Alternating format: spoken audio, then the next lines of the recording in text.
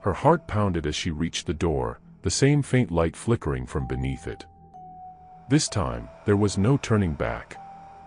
With trembling hands, Chinello grasped the handle and slowly pushed the door open. The hinges creaked, and the door swung inward to reveal a dimly lit room. At first, she could barely make out what she was seeing. The room was small and filled with strange objects, shelves lined with jars of herbs, candles burning low, and a large mirror standing in the center. But it was what lay beyond the mirror that made Chinello's blood run cold. Inside the mirror, she saw 3 women. Their faces were pale and gaunt, their eyes hollow with sorrow. They reached out toward her, their mouths moving as if they were trying to speak, but no sound came. Chinello's breath caught in her throat as she realized who they were, Ikenga's previous wives. In the peaceful village of Umuoma, there was no maiden more beautiful than Chinello. Her skin was the color of the rich earth after the rains, her eyes shone like the stars, and her laughter was like the sweet melody of birds at dawn. Every man in the village admired her, and her gentle nature made her beloved by all. Chinello was kind, always helping the elderly and caring for the children who played around her father's house. But Chinello's family was not rich. Her father, Okeke, was a hard-working farmer who grew yams, cassava, and maize on a small plot of land. Though they didn't have much, they were happy, for Okeke's farm always provided enough to feed the family and sell at the market. They lived a simple life, and Chinello never complained about their lack of wealth. One fateful day, a mysterious fire swept through Okeke's farmland. The crops, which had once been green and full of promise, were reduced to ash in a matter of hours. Okeke could not explain how it happened. No storm, no lightning, and no other fire had been nearby. It was as if the fire had appeared out of nowhere, leaving devastation in its wake. The family's source of livelihood was gone. Okeke tried to borrow money from neighbors, but everyone in the village was struggling with their own challenges. Soon, the family began to suffer. They had no food, and the money they had saved quickly ran out. Desperate to save his family from starvation, Okeke approached Ikenga, the wealthiest man in the village. Ikenga was a mysterious figure. Tall and strong, with deep, brooding eyes, he lived in a large compound on the edge of the village. His wealth was undeniable, his lands were vast, and his home was filled with the finest things. But there were rumors about him. Some said he was involved in dark magic, that he had powers that no ordinary man should possess. Others whispered that he had been married many times, yet none of his wives had ever been seen again. Okeke, desperate and with nowhere else to turn, begged Ikenga for a loan to rebuild his farm. "I will pay you back, I swear it," Okeke said, his voice trembling with fear. Ikenga smiled, a slow and unsettling smile. "I do not need your money, old man. What I need is more valuable." Okeke's heart sank. He knew what Ikenga wanted before the words even left his lips. "I will forgive your debt," Ikenga continued, "if you give me your daughter, Chinello, as my wife." Okeke was horrified. How could he give his precious daughter to a man like Ikenga? But he had no choice. His family was starving, and there was no other way. With a heavy heart, he agreed to the marriage. The news of Chinello's betrothal to Ikenga spread through the village like wildfire. Many were shocked, for Chinello was the pride of Umuoma, and Ikenga was feared by all. Some of the villagers pitied her, while others were too afraid to speak against Ikenga's will. Chinello, unaware of the full deal her father had made, was confused and frightened by the sudden announcement. "Father," she asked one evening, "why must I marry Ikenga? I do not love him." Okeke's face was pale, his eyes filled with sorrow. "My daughter, you are the light of my life. I would never willingly put you in harm's way, but we are in trouble. The fire destroyed everything we had. Ikenga is the only one who can help us." Chinello's heart broke. She did not want to marry Ikenga, but she could not bear to see her family suffer. With tears in her eyes, she agreed to the marriage. The day of the wedding arrived, and the villagers gathered to witness the union. The sun, which had shone brightly all morning, was suddenly hidden behind dark clouds as the ceremony began. Some said it was an omen, a sign that this marriage was cursed. Others dismissed it as a coincidence. But Chinelo felt the weight of those clouds pressing down on her heart. Ikenga stood tall and proud, his eyes never leaving Chinelo as she was led toward him. She felt a chill run down her spine as he smiled at her. His grip was cold and strong when he took her hand, and though his words were sweet, his eyes held a darkness that made her uneasy. After the ceremony, Ikenga took Chinelo to his home, a grand compound surrounded by thick walls and guarded by men who never spoke. Inside, everything was quiet, too quiet. The air felt heavy, and the shadows seemed to move when no one was watching. "You are mine now, Chinelo," Ikenga said softly as they entered the house. His voice was smooth, but there was something unsettling about it. "You will never want for anything. You will live in comfort and luxury. But there is one rule you must never break." Chinelo looked up at him, her heart pounding. "What rule?" "You must never enter the room at the end of the hallway. It is forbidden. Do you understand?" Chinelo nodded, though her curiosity was already piqued. What was in that room, and why was it forbidden? She had no choice but to obey, for now. But as the days passed, Chinelo began to notice strange things in Ikenga's home. The air in the house was always cold, no matter how hot it was outside. At night, she heard strange noises, whispers that seemed to come from the walls, and footsteps in the hallway when no one was there. And then there was the matter of Ikenga's previous wives. The days in Ikenga's house passed slowly for Chinelo. Though she lived in luxury, with servants attending to her every need, she felt no joy. The house, though grand, was filled with an eerie silence, and the servants rarely spoke to her. It was as if they, too, were afraid of something, or someone. At night, Chinelo lay in her grand bed, listening to the strange sounds that echoed through the house.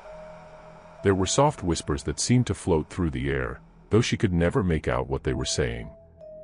Sometimes, she heard footsteps, heavy and slow, as if someone were pacing in the hallway outside her room. But when she looked, no one was there. One night, Chinelo awoke suddenly, her heart racing. The whispers were louder than usual, filling the room with a chilling murmur. She sat up in bed, straining to hear the words, but they slipped away before she could grasp their meaning. She looked toward the door of her room and, for the first time, noticed a faint light glowing at the end of the hallway. It was coming from the forbidden room, the one Ikenga had warned her never to enter. The light flickered like a candle in the wind, casting strange shadows on the walls. Curiosity tugged at Chinelo's heart. What was in that room? Why was it forbidden?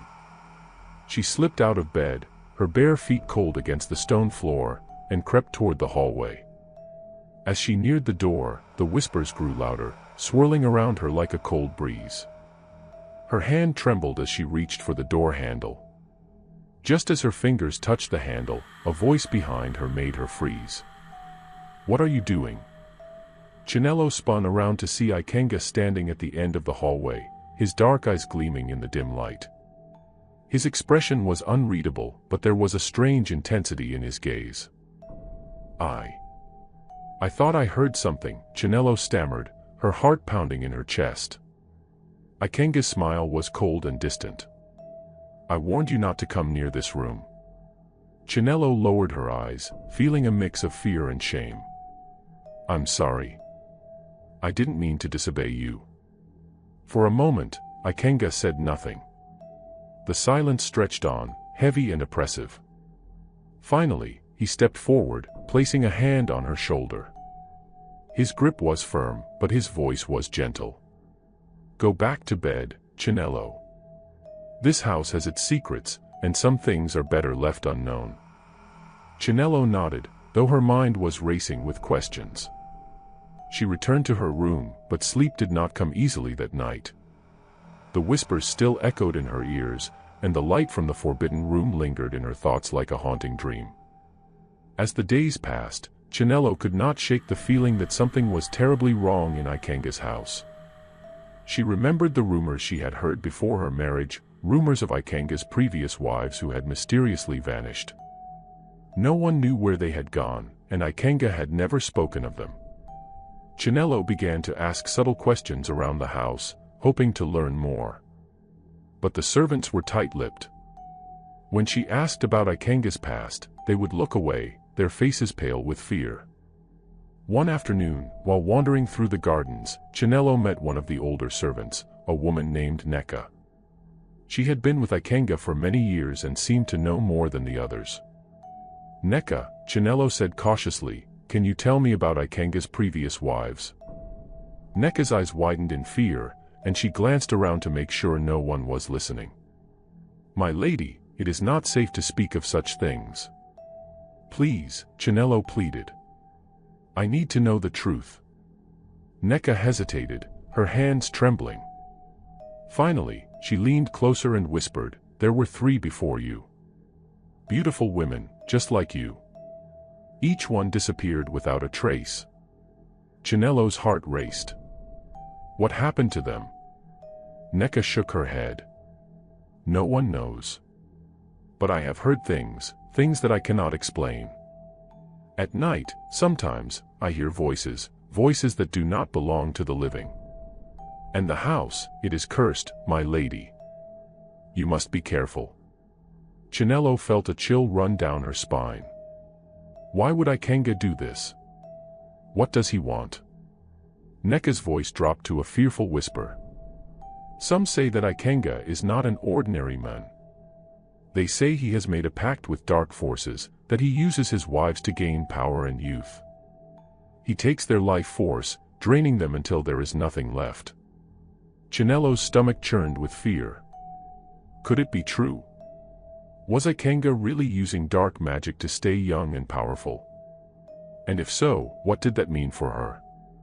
Determined to find answers, Chinelo decided to visit the village healer, Mama Ifioma, a wise woman known for her knowledge of herbs and ancient rituals. Mama Ifioma lived on the outskirts of the village, in a small hut surrounded by a garden of medicinal plants. She was old, with deep lines on her face and eyes that seemed to see beyond the physical world. Chinelo approached her with caution, unsure of how much she could reveal. "Mama Ifioma," Chinelo began, "I need your help." The old woman looked up from the herbs she was grinding and studied Chinelo carefully. "You are the new wife of Ikenga, are you not?" Chinelo nodded, her heart pounding. "Yes, but something is not right in his house. I have heard strange things, and I fear that he is hiding something terrible." Mama Ifioma's eyes darkened. "I have heard the whispers, child. The spirits speak of Ikenga and his dark ways. You are not the first to come seeking answers." Chinelo felt a flicker of hope. "What do you know? How can I protect myself?"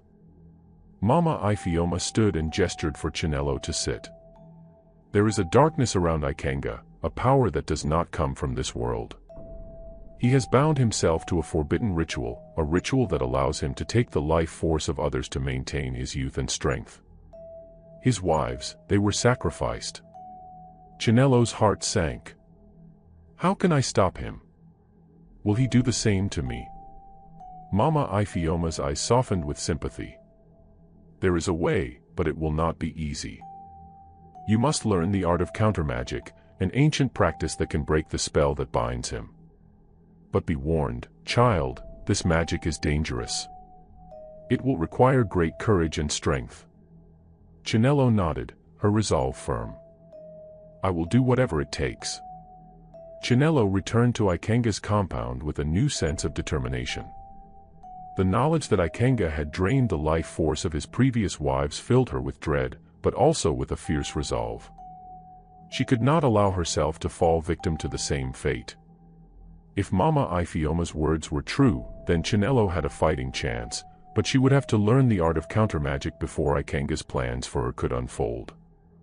That night, as Chinelo lay in bed, she reflected on the healer's warnings.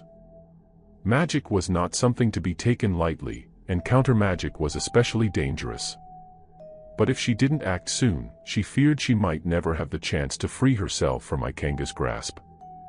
The next morning, Chinelo returned to Mama Ifeoma's hut, determined to begin her training. The old woman greeted her with a nod and led her into the small garden behind her home. The air was thick with the scent of herbs and earth, and the wind whispered through the trees like a song from the ancestors. "Before we begin," Mama Ifeoma said, "you must understand that magic is neither good nor evil. It is the intention behind it that shapes its power. Ikenga has chosen to use his magic for selfish purposes, but you will use yours for protection. Remember that always." Chinelo nodded, her heart pounding in her chest. Mama Ifeoma handed Chinelo a small pouch filled with a mixture of crushed leaves and roots. "This is a protection charm. Keep it with you at all times. It will shield you from some of Ikenga's magic, but it will not be enough on its own." Chinelo tucked the pouch into the folds of her clothing, feeling a small surge of comfort from the weight of it. "Now," Mama Ifeoma continued, "you must learn the first step of countermagic, how to read the signs of danger. Magic leaves traces, like footprints in the sand. You must learn to recognize them if you are to survive." Chinelo listened carefully as Mama Ifeoma showed her how to interpret the signs left by dark magic. The movements of shadows, the sudden drop in temperature, the strange patterns in the leaves, these were all warnings that something unnatural was at work. For hours, Chinelo practiced reading the signs in Mama Ifeoma's garden, learning how to sense the shifts in energy around her. She was a quick learner, and by the end of the day, Mama Ifeoma seemed pleased with her progress. "You have done well, child," the healer said. "But this is only the beginning. The real challenge will be facing Ikenga. He is powerful, and he will sense that you are no longer just an ordinary woman. You must be prepared for his wrath." Chinelo nodded, though fear still gnawed at the edges of her resolve. She knew that confronting Ikenga would be dangerous, but she had no choice.